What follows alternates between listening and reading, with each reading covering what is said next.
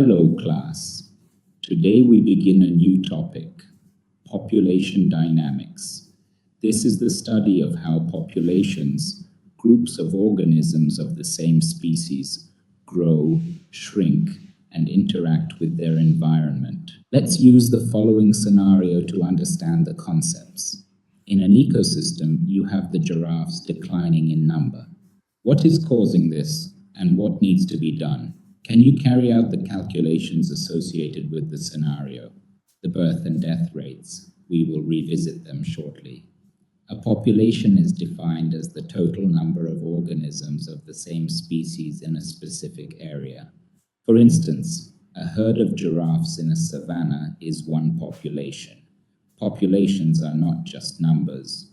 They are groups that interact with their surroundings and each other.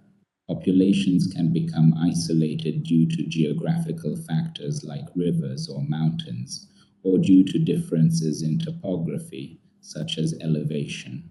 Can you think of a geographical barrier that might separate populations in nature? Think about mountains, oceans, or deserts. Now let's dive into two key terms. Population size refers to the number of individuals in a population at a given time. Carrying capacity is the maximum number of individuals that an environment can support sustainably. Think of a pond with fish. If too many fish live in it, food and oxygen run low, and the population may decline. That upper limit is its carrying capacity. What might happen if a population exceeds its carrying capacity? Consider food, water, shelter. Why do animals often live in groups? Protection. Being in a group can deter predators. Think of a herd of zebras confusing a lion with their stripes. Mating. More chances to find mates. Task specialization. In insects like bees, roles are divided, increasing efficiency. Learning and information sharing. Social animals like elephants teach young ones where to find water. Can you name a species that benefits from group living? How? However, group living also comes with challenges. More competition for limited resources. Higher risk of spreading diseases. Groups attract predators. Local resources may be depleted. Vulnerability to sudden environmental changes like floods or droughts. Can you think of an example where living in large numbers has harmed a species or environment? Population distribution tells us how individuals are spread out. A. Random dispersion. No pattern, for example, dandelions in a field. B. Uniform dispersion.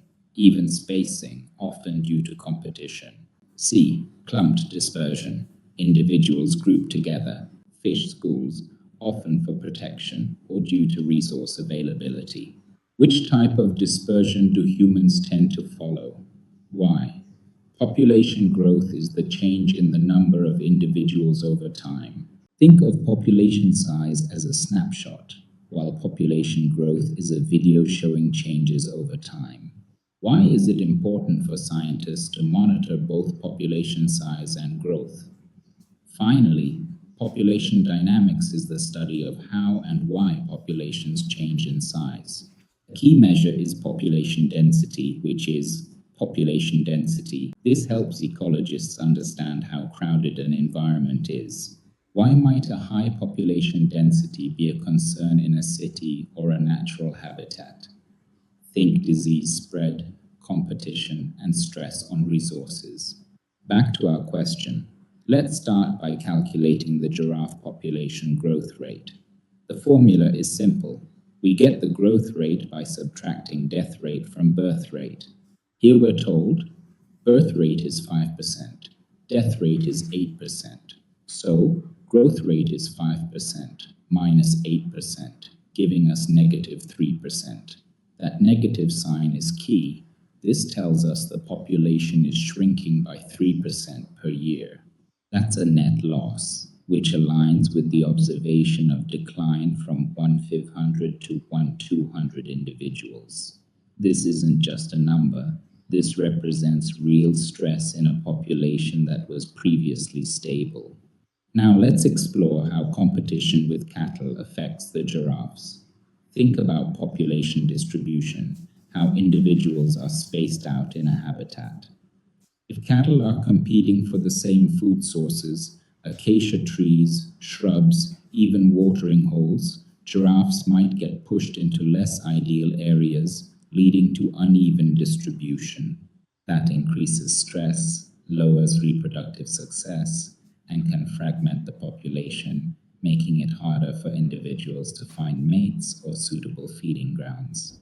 So, cattle don't just eat the food, they reshape the giraffe population's spatial dynamics, worsening the effects of already limited resources.